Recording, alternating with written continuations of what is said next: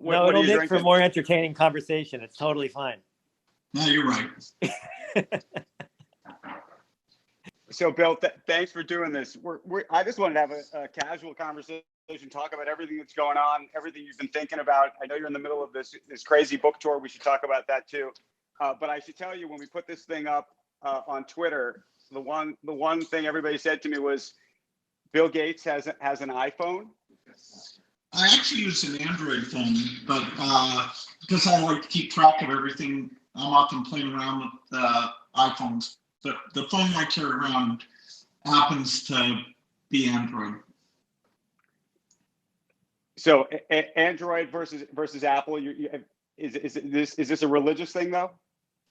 Well, some of the Android manufacturers pre-install Microsoft software in a way that makes it easy for me, and they're more flexible about how the software connects up with the operating system. So that's what I've ended up getting used to. A lot of my friends have iPhones, so there's no purity. I know, purity, and I know Paul, you're working hard on an Android version of this, right? We are, yeah. We're so excited. Someone asked us the other day what the top feature we're excited to build is, and we said Android. Right. Yeah, it's so important, right? Especially globally. So, Bill, have you played around on this thing? I've had demos, but no, it's just in the last few weeks. It's come up a lot. A friend of mine was just in Steve Jobs Stories Clubhouse yesterday and telling me how much fun that was. Yeah. Well, go ahead. Oh, I'm sorry. I was just going to say, yeah, that was an amazing room. It was a lot of the original engineers from, the original Apple and Mac team sharing stories about it. That was a great room. No, I'm sorry I missed it. I could have added a few stories there. I know. I can't even imagine what that would have added to the conversation.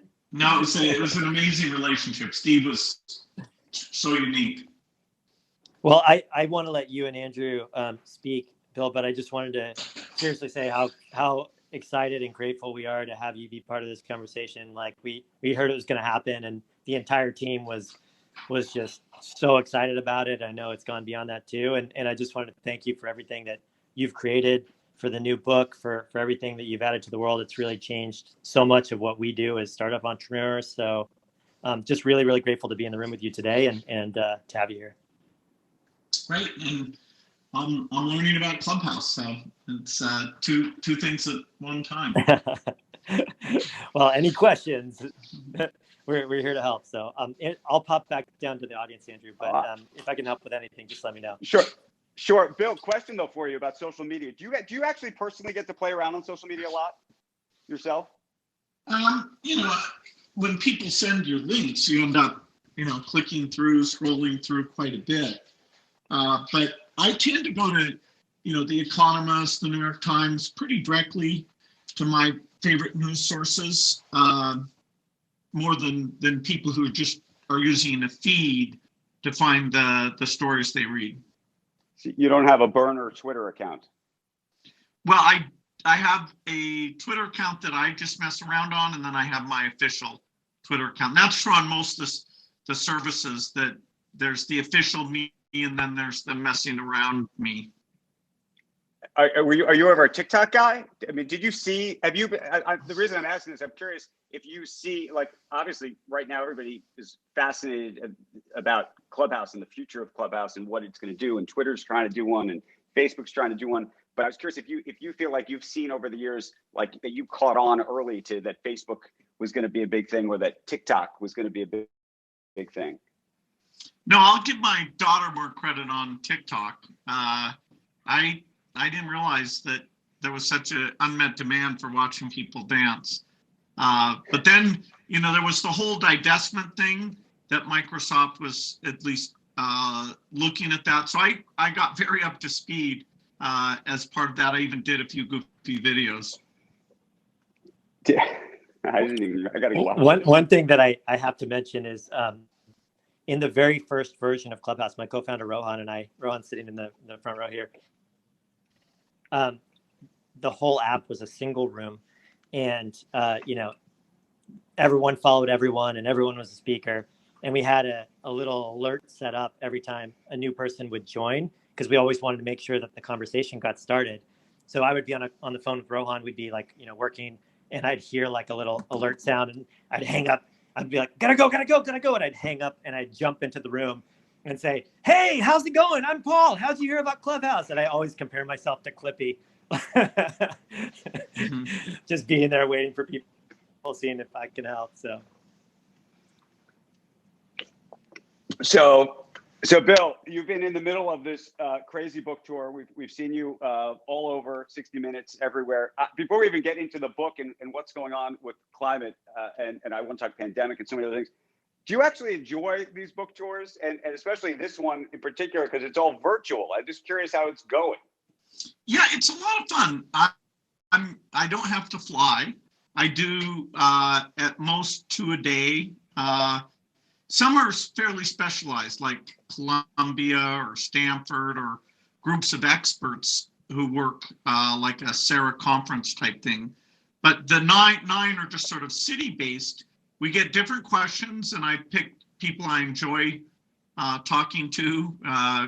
Trevor Noah did one, Rashida Jones. I just did one with Christian Welker, which was great. So they managed to bring their own touch to it. I'm sure a couple weeks from now I'll be ready to move on.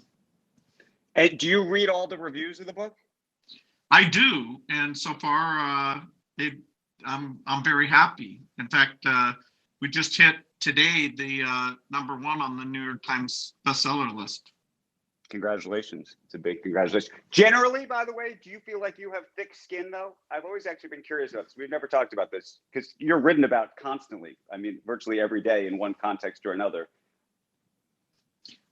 Well, climate, you better have thick skin, because the amount of oversimplification and misunderstanding is pretty broad in the field. It's a field that's so important, but I'd call it at an early stage. And you almost have to be polymathic to understand it, because there's science, there's economics, there's these models, there's weather. And, I try, not to get frustrated if people are, like saying it can be solved in 10 years or saying that it doesn't matter at all.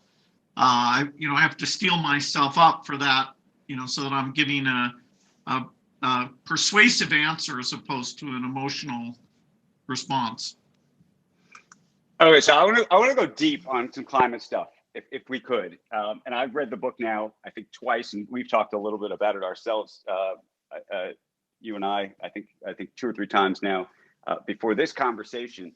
And I wanted to talk a little bit about nuclear energy, because you go deep and hard on that issue, but you also go deep at the issue that we spend a little bit too much time these days, and we're too obsessed with the ideas of EVs, for example, electric vehicles, and that we need to spend more time thinking about things that most people don't spend time thinking about, which is things like, cement and steel and farming. And so I was hoping you could sort of prioritize how you think the public should actually think about these issues. Well, a key point of the book is there are a lot of emissions, 51 billion tons a year, and the goal to stop the temperature rise is to get that to 0. And if we can do that by 2050, then we limit the amount of damage that gets done. Understanding all those sources, because 0 doesn't allow you to skip any. If it was 50%, you would skip the harder ones.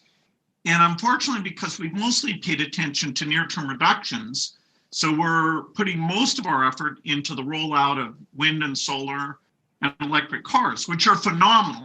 I'm to prove that in some cases we can get the scale up and get the extra cost, which I call the green premium, down. That gives us hope. It gives us a model for all the other areas. But we are deeply underinvested in areas like cement and steel that are way more emissions between those than all the passenger cars in the world. So on cement and steel, how far are we away? I mean, it feels like we basically haven't started. We basically haven't started. the Breakthrough Energy Ventures, which got going in 2015, my commitment to the heads of state who did the event with me where they committed to double the energy R&D, I committed to them to create a venture group that was totally specialized with a very deep business and scientific team, just investing in big climate impact things. And so we've invested now in all the different areas. We found more in storage and in food than we expected. So our second fund, the second billion we just started, will push super hard to find more in the industrial areas and direct air capture, including what's called green hydrogen, that if it got cheap enough, would help solve a number of the industrial processes. Okay, so let's talk about, you used a different phrase. I was going to call it carbon capture. You just said something else. How far are we away from that for real? Well, there's a company called Climeworks that if you pay about $600 a ton, they will take the CO2 out of the atmosphere, liquefy it, and put it down in a mineral formation where it'll stay for millions of years. And so to get rid of my own personal offsets, one of the things I did was pay them. I also pay for green aviation fuel so that when I'm flying, it's not, there's no net emissions. I'm using solar panels. I have electric cars now. So direct air capture exists. And I've invested in a lot of companies that are working in that area. We want to get the cost down at least to $100 a ton. But even that would be too expensive for most things. Elon Musk put out a challenge recently, which was great, to say, okay, who thinks they can get to the lowest price here? And a number of the companies I'm working with are going to try and win that prize. Did you just say you're an electric car owner? Yeah, I own. It's a kind of not an everyman's car. It's called a Porsche Turbo Taycan, but it's fun. Okay, so why Porsche and not Tesla? Everyone's probably gonna pick up on this. No, Tesla's a fantastic car. I bought Teslas for relatives. My very first car was a Porsche. It makes a certain sound. Tesla's the company that's done the most for electric cars, done a brilliant job is Tesla. Okay, one more Tesla question. How far ahead do you think Tesla really is? Meaning, part of the argument about its valuation, about so much of Tesla right now, is that its battery technology and everything else is just, leap years ahead of everybody else, and that when GM and Audi and Volkswagen and everybody else and BMW and Toyota get there, they're still going to be behind. You buy that? Well, for the key components, there are people like QuantumScape that, although they're not shipping yet, they've got a strong valuation because they have a better battery. Panasonic, continues to improve, continues to supply lots of people. So I don't think there'll be only one electric car company. I was very impressed that GM said that by 2035, they're going to stop making gasoline cars. So the amount of creativity by all the car companies going into this, partly because Tesla has shown that the market is there, it is phenomenal. That category, what I call the green premium, will go to zero because the upfront costs will go down. There'll be more charging stations. There'll be quick charging. And so the idea that you no longer make gasoline cars, that, people don't rebel when politicians or CEOs say that's coming. So you're personally offsetting your own carbon use. You're spending something on the order of, I think, $7 million a year to do that? That's right, which I don't pretend that kind of brute force approach works for everybody, but I have found, truly gold standard permanent emission reduction so that I am helping to bootstrap those technologies, become a customer and get the price down. And even going through that process to zero out my emission showed me how immature some areas like green aviation fuel are. I'm now by far their biggest individual customer, and I've gotten them to go to more airports than they were in before.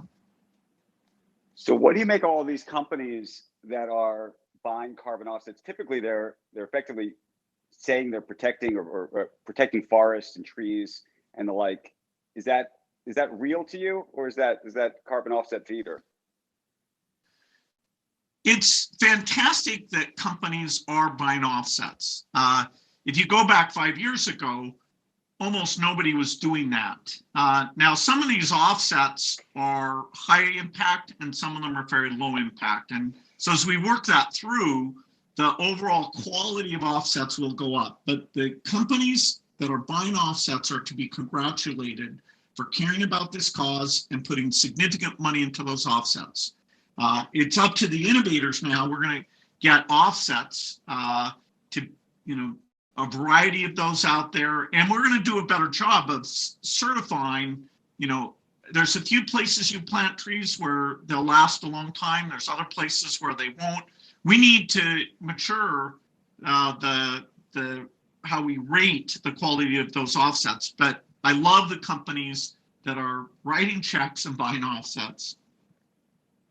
So separately, you've gone big in terms of investing in nuclear energy, and it's a controversial thing to have done. And at the same time, we've had conversations about wind and solar and how quickly you think that can ramp relative to everything else. There's a big debate about that, which is to say, where should the US government and governments around the world be invested? And politically, being invested in nuclear has not been a palatable solution thus far. What do you think about that? Well, nuclear energy has provided an immense amount of green energy, and the health benefits of using nuclear versus, say, burning coal are super dramatic. Even if you account for the few accidents, it's by far the safest thing. However, I wouldn't say that today's generation of nuclear reactors, it has a path forward. They are just too complex and way too expensive. And because their safety relies on operators to do the right things, they're reactors with very high pressure inside the reactor, we need a complete from scratch generation of reactors that people call fourth generation, that there's no high pressure, that it's the physics alone that says that the radioactive material won't leave the site area. And it means using metal sodium for the cooling instead of water. Water boils and gets very high pressure and wants to leave the site, whereas a sodium pool, none of the after heat can cause a problem because of that heat capacity. So nuclear needs innovation because economics are what really killed nuclear. Once we get this demo plant done, which will take 5 years, it's half funded by the company, which I guarantee, and half by the US government, then people will see, okay, how does it look for safety? How does it look for cost? And then we'll have the hard challenge of saying to people, yes, this nuclear is super important to reliability of the grid to let us decarbonize the grid. And so please have an open mind as you study this particular breakthrough. So, but how fast do you think that can happen realistically relative to, and this is the other issue, wind and solar? Well, wind and solar are today 6% of US generation and less than that on a global basis. And let's say you're going to have the renewables carry 80% of the load, which I think is realistic. If we build enough transmission, we get some advances in storage, and we have the final 20% be always available, non-weather dependent green, which means nuclear fission, until someday fusion comes along. And to get to that 80% implies a build rate over 3 times the peak of what we've achieved so far. And so, you could say I'm the biggest proponent of roll that stuff out. Now you've got to connect it up. We want to bring offshore wind into the mix because that's near to the East Coast where we use a lot of our power, and that won't tend to be down at the same time as the Midwest wind is down, so it helps the reliability equation quite a bit. So, 80% is kind of mind-blowing. We're not yet on a path to get that type of penetration. So, okay, different question. Green New Deal. You believe it? You buy into it or no? Well, I like green, I like new, I like deal, but if someone thinks we can solve the climate emissions in the United States in 10 years, I need to see that plan. It's just not realistic. And remember, this is not just about brute force getting rid of US emissions. That's less than 15%. This is about using the innovation power of the United States to reduce the green premiums for all areas of emissions. And so that even countries like India, who needs basic shelter, basic electricity, because they are going to require air conditioning, they in 2050 will look and see if this stuff is super expensive and we're not willing to subsidize the trillions that it would cost at this point. They're going to keep doing it the old way and say that, hey, it's up to the rich world to deal with this problem, although they're very much on the front lines. And so the overall extra cost, which is the total green premium, which is over 5 trillion right now, we need to bring that down by about 95%. And the US has over half of the innovation power that will allow us to do that. Europe needs to be part of it. China needs to be part of it. India needs to be part of it. But it's kind of a global problem. And it's way, way, way too expensive to be green, particularly in the manufacturing categories. So, Bill, I just discovered while we've been having this conversation that we happen to be competing against another room called, and only on Clubhouse would this be the case, climate and Bitcoin, the favorite topics here on Clubhouse. Bitcoin seems to always get into every conversation. What do you make of the whole, let's take the Bitcoin price out of it for a second. What do you make of the climate argument around Bitcoin? Well, Bitcoin uses more electricity per transaction than any other method known to mankind. And so, it's not a great climate thing. Now, if it's green electricity and it's not crowding out other uses, eventually, maybe that's okay. So I don't see the topics as deeply related, even though you might label me a Bitcoin skeptic. That is, I haven't chosen to invest money. I buy malaria vaccines. I buy measles vaccines. I invest in companies that make products. It's not hey, somebody's going to buy this for more money than I pay for it. But, if other people find their fortune that way, I applaud them. But you don't think, and there are people who believe this. I'm sticking with the climate thing on Bitcoin for a second. There are people who believe, and these are Bitcoin bears, that given the energy requirements to create and maintain the Bitcoin network, that actually ultimately, given all of the societal efforts for climate, that actually regulators or rules would be imposed or make it more expensive to actually hold Bitcoin. No, I should look at the most bullish projection on what percentage of the electricity demand it would be. There are other ways of doing digital currency that our foundation is involved with, which are done in local currency. The transactions are not secret. They're reversible.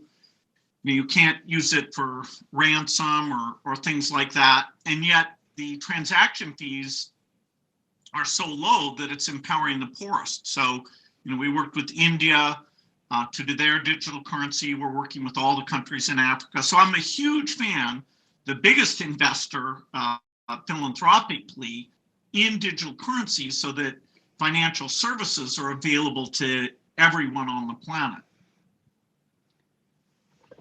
And you've invested a ton, but by the way, what we haven't talked about is batteries. You've invested a ton in batteries and frankly lost a ton in batteries. Why? Well, if you fund enough battery companies, you can take a large fortune and make a small fortune. So look, it's a hard area. And when we say batteries, remember there's two markets for batteries that their requirements are utterly different. One is a battery for an electric car, where the weight and the size and the not having a problem when you have a crash are key parameters. Then there's grid batteries. Grid batteries are over 20 times harder, and that's companies like Form Energy, which is an investment of Breakthrough Energy. Very exciting because they started over with very cheap elements, and they said, okay, we can give up some efficiency if we're super, super, super cheap. And of course, you don't have to use a battery to store energy. You could use a heat store, like a company called Malta that Breakthrough Energy helped spin out of Google. There's unusual ways of storing energy, like QuidNet wants to pressurize water underground and have that pressure come back, almost like, pumping water uphill, but here you can do it almost anywhere. So if you take storage broadly, yes, I'm by far the biggest investor in all these different storage approaches, because that's got to be an element of having this gigantic green grid. For example, when Tokyo gets a typhoon, wind and solar would be off for 7 days, and yet, that's a challenge. You don't want people to freeze there like they have been in Texas. Talking about, I wasn't going to just talk about Texas, but let's talk actually about food and farming. I was just reading, you happen to be the largest farm owner in the country now? Yeah, don't think I personally went around. It's not a Green Acres type story. My investment team buys a broad set of assets, and a number of small farms, big farms have gotten into that portfolio. But that's my delegation to them, and so it's a significant asset. Okay, but now Bill Gates is a farmer. So how do you think about that? What do you do with all the cows? I'm not sure how many cows we have, but whatever product category you're in, you face competition. So if people can make artificial meat that tastes as good and costs less, even ignoring animal cruelty and some of the health benefits and the greenhouse gas benefits, that's just a form of competition.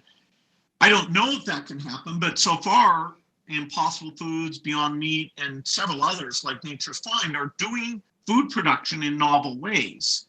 And so that, can just be an overall helpful thing in terms of bringing the cost of food down. In terms of farming in general, we're likely to use some amount of biofuels, and so that's an additional demand. Probably not ethanol, because that ended up having fairly high emissions. Although, there was a lot of it that was made. But I don't think farming in general is a bad business to be in. I want to pivot in a sec to talk pandemic with you and just the future of the world and how you're thinking about so many other things. But, for me, this book, How to Avoid a Climate Disaster, was an education. But I heard for you, the book that was your education was Weather for Dummies. I wanted to understand why that was. What happened? Well, I read a lot of books. I highly recommend Weather for Dummies. I highly recommend Václav Smil, whose best book is Energy and Civilization. The Dummies books, it's an ironic thing. They do a very good job reminding us why clouds gather, what the types of clouds are, why it rains around mountains. And that, as I was coming to look at all these dynamics, before I ask dumb questions of the experts, I want to have grounding. So, it's very well written. Okay, so let's pivot, if we could, for a little bit talk about the pandemic, because you were early on this. You were very early on this, warning us all about it, and you've been involved in it in a very intense way. And I think hopefully there are people on this call that have gotten the vaccine. A lot of people waiting desperately to get the vaccine. You've gotten the first shot, right? I had my second shot actually a week ago. You got your second. Congratulations. Yeah, it's the only time I've ever been thankful to be such an old person, 65 years old. Okay, so you have your second shot. Okay, so now this gets interesting. So I hope you've now started to look at a calendar. And you always, to me, were always almost overscheduled in terms of all the things you had to do. When are you going to start moving around again the way you used to? Well, want to set a good example. If you're vaccinated, you can still transmit. It's not as likely, but unlike severe disease that is becomes extremely rare, you still have a possibility of transmission. So, I'm not going to stop wearing masks or, be careful, particularly around older people who haven't been vaccinated. And, of course, I'm with my family a lot who, they're young enough that they're not yet vaccinated. So, it's only by late spring or summer that we're going to get to numbers where you can look at changing your behavior in a significant way. Okay, so but help us. If you were looking at a calendar now and you had to talk to your assistant and say, okay, we on this date is when we're going to start thinking about whether we make a trip here, whether we go here, whether we start having meetings. What day or month does that look like for Bill Gates? Well, an important issue is getting the vaccine not just to the rich countries, but to all countries, and that's a huge role that the investments and efforts of the Gates Foundation have involved with. We've, started up factories in India that are very high volume. And so global travel you'll have to be careful till sometime in 2022 because of this inequity that the vaccines aren't getting out there. In the US, the supply situation is getting good. The logistics are okay. We still don't know if the demand, that is the trust that people want to take the vaccine, including in people of color who have some skepticism about the health system. We need to get very high levels of vaccination before the transmission levels will drop to near zero. But I'm hopeful we'll get there. And I'd say domestically in the US, people will be able to do more, still wearing masks, in the right situations and still not, big full stadiums. But by summer, things will feel very different. And schools in the fall, I would expect that basically all schools will be open. Okay, but I have small kids. I think, and I don't know, I'm curious what you think. I think they're going to be in school in the fall. They're in school now, actually, wearing masks. But I think they'll be in school in the fall wearing masks again, or not. Well, wearing masks isn't some huge disastrous thing. There's some places where when I play tennis, they have me wear a mask and I fuck up my glasses, but even that's not a big deal. So, it's not expensive. We're kind of used to it. I would continue to model that behavior throughout the fall until we're absolutely sure the numbers are very, very small. And how much do you worry, though, about potentially either the South African variant spreading or the fall and winter being tougher? I had a conversation with Dr. Scott Gottlieb the other day, who was saying, we might have a nice spring and summer, but it might get more complicated again. Well, he's absolutely right that this is a seasonal disease, and that'll be the test. Is there a fall wave? I don't think there will be, but it depends on getting those vaccination levels up and helping the other countries so we're not having constant reintroductions. Your point about the variant's a very good one. Our foundation was funding studies in South Africa as that variant appeared. Now, we didn't know that would happen. We funded those studies so that there was some safety data from the continent of Africa and so that we could do studies that included people living with HIV. But it ended up informing the world for 3 of the vaccines, AstraZeneca, Novavax, and Johnson & Johnson, how the effectiveness was against that variant.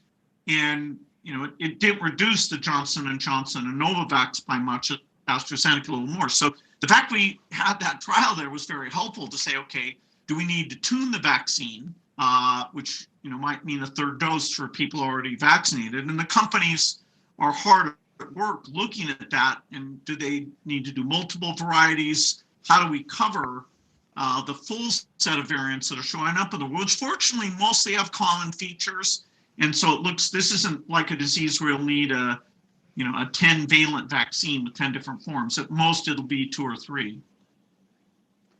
Do you think warp speed worked in the U.S. And one of the reasons I asked the question is because what you're seeing happening in Britain, at least, it looks like they're really moving ahead of us, in part because they approved the AstraZeneca drug, which I know was something that you were supporting.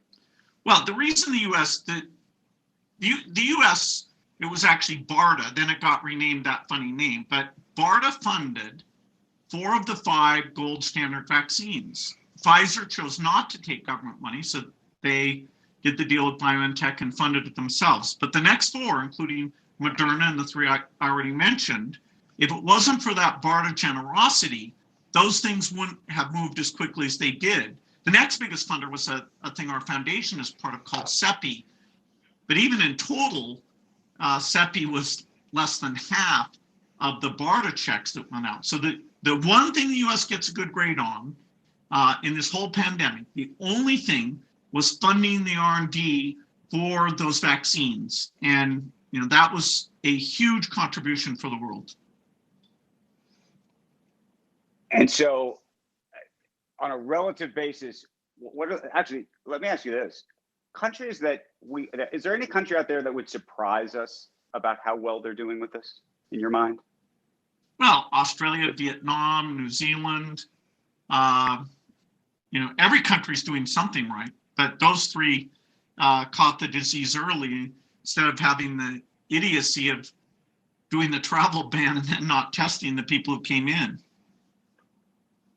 So I guess the big next question, beyond trying to figure out what next winter is going to be like, is what do we need to do to avoid the next disaster?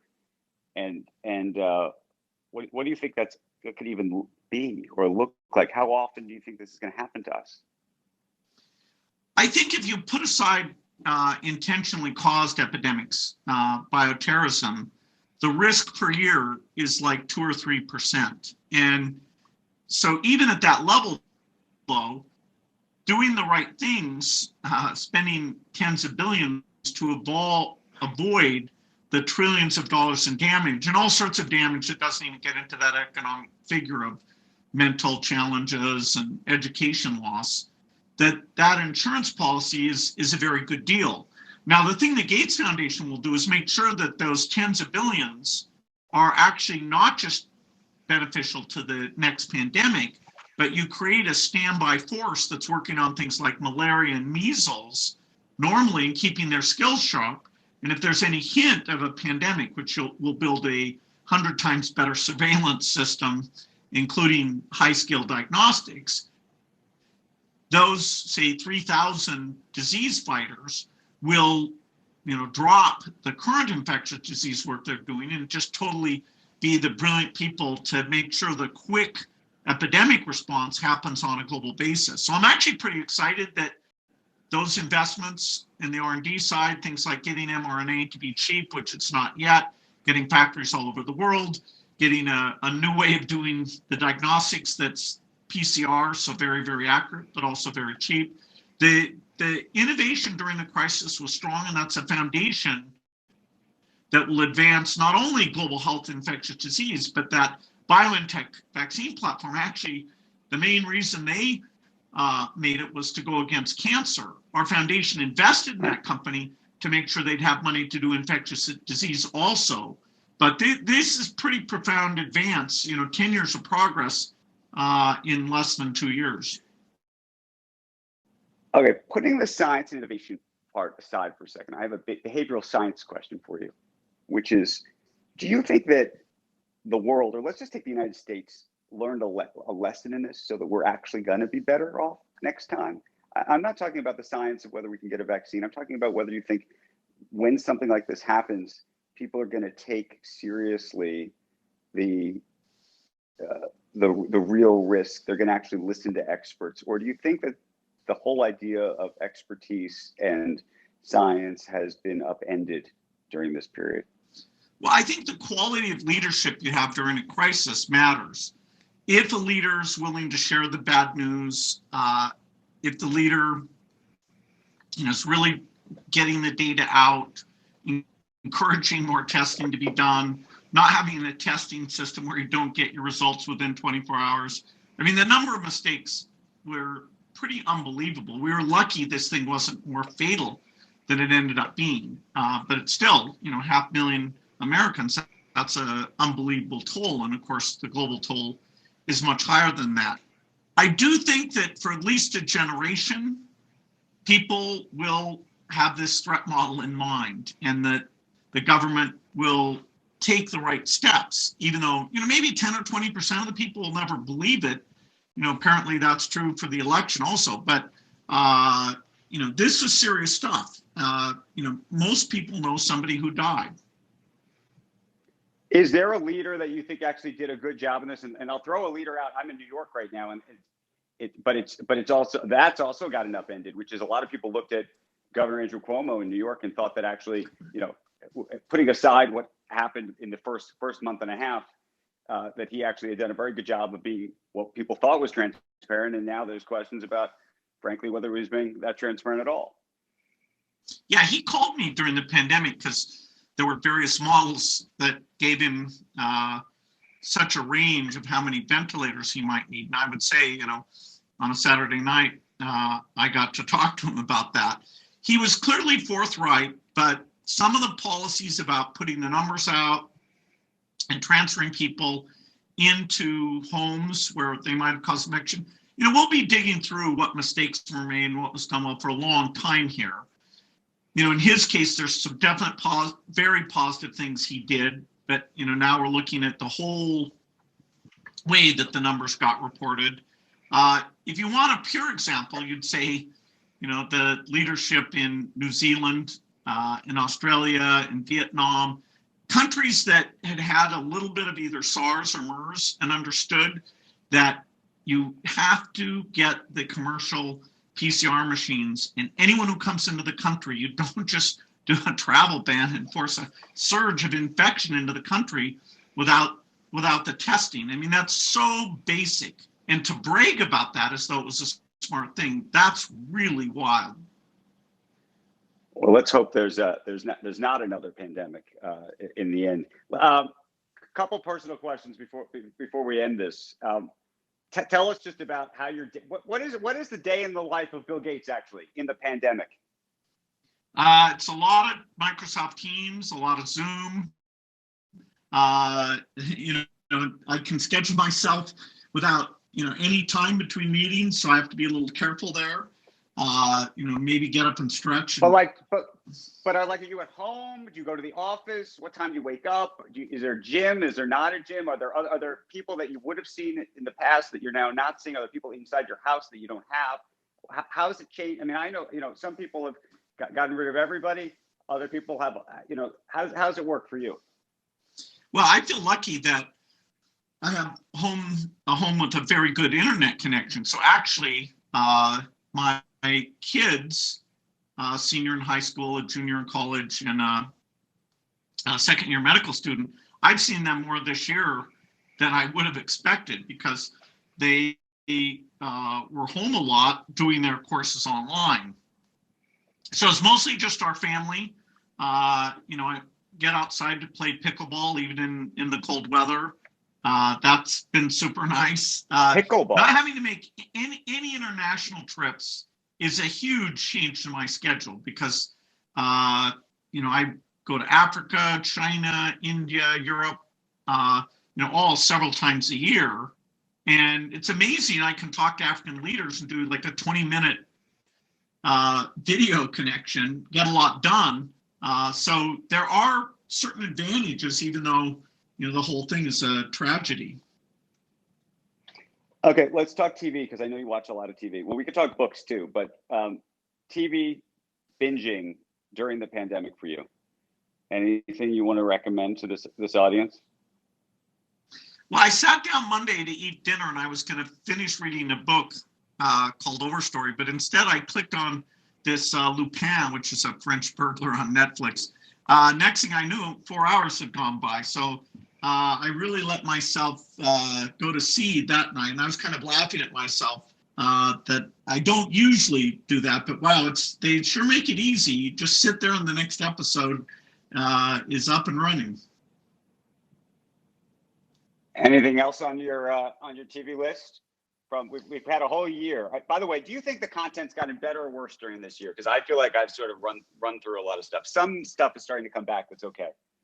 Well, there's so much stuff that you worry there's good stuff that you're missing. The quality overall, if you compare to say 10 years ago, it's mind-blowing how good this stuff is.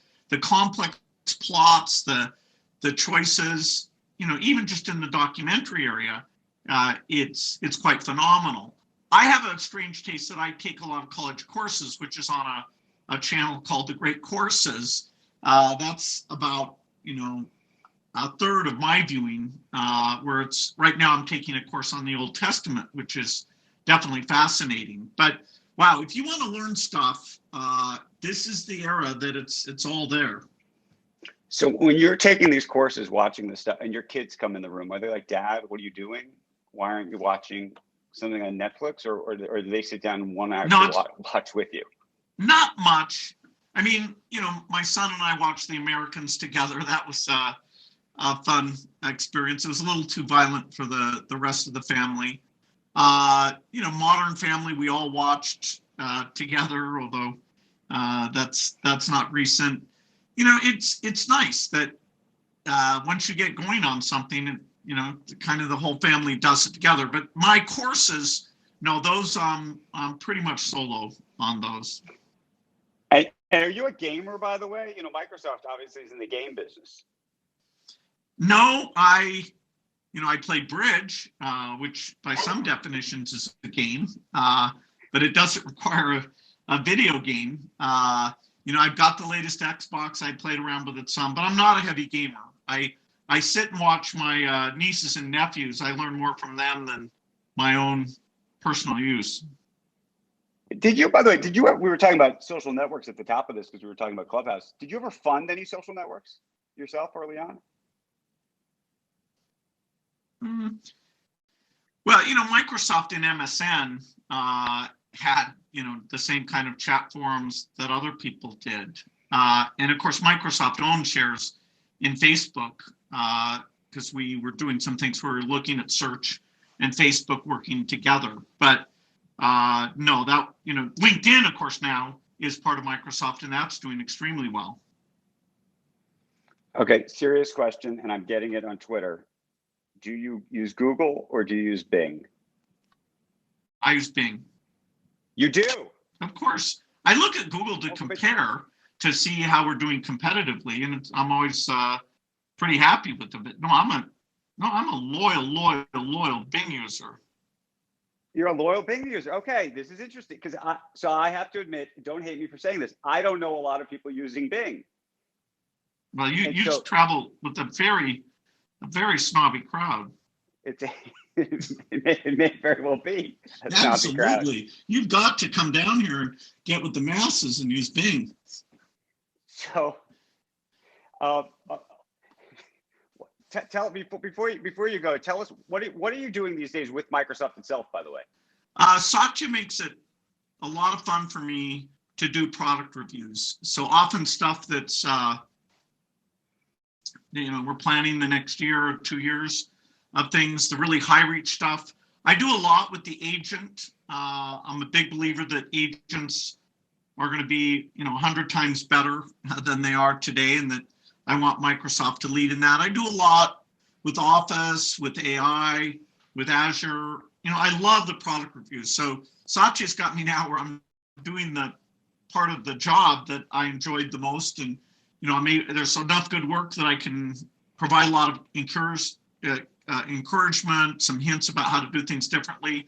So I spend, it'd be 2 or 3 days a month, although the pandemic's reduced that somewhat. I'll catch up, I hope, this summer. If you take Microsoft out of it, who right now do you think is doing the most interesting work in terms of agents, AI, and really, futuristic stuff? Well, Google and Microsoft are the two hardcore R&D companies. Yes, Amazon's doing great work, Apple's doing great work, Facebook, but in terms of really pushing the boundaries of computer science and architecture and AI, I'd say Google and Microsoft have that strong R&D commitment. Both stuff that they share openly and things that they do that focus on their own products. So, it's incredible. I dreamed of having R&D budgets like Satya has today. So if I can help him steer it a little bit better, it's potentially high impact and certainly a lot of fun for me. What do you think of the idea of like an Apple making a car? I doubt they'll make the same margin they make on the iPhone.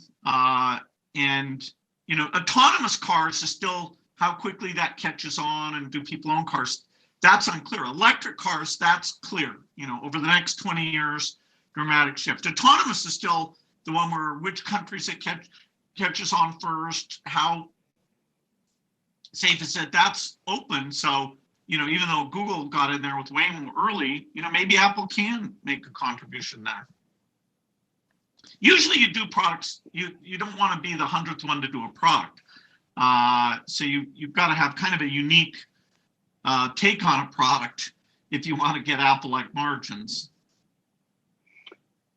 Is there a piece of tech in your life right now that you use that's new or cool or different? I was asked this question the other day, and my answer was I'm wearing an Oura ring. I don't know if you know what that is. It's this. Oh yeah, I wear my Oura ring every night. I check my REM sleep. I sometimes fall short. I try and think, hey, did I snack too late? No, I'm addicted to Aura's feedback. Hold on. How are your numbers? I'm on a 70. Not too good. It often says to me, it says to me in the morning, it will be okay. And I always know that's a bad sign. That is a bad sign. Mine says go easy. That's what I got today. Go easy. So I don't know. I want to thank you for this conversation, Bill, and to tell you to go easy. We appreciate you joining us. This was a ball.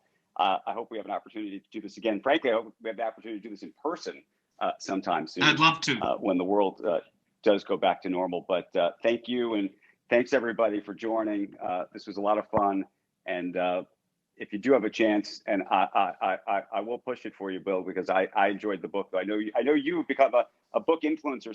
Somebody actually just sent me a text saying they're buying Weather for Dummies, but Bill's book is called How to Avoid a Climate Disaster. So thanks again. Thanks. That was great. See you guys. And Paul, thank you for making this all happen and hooking it up.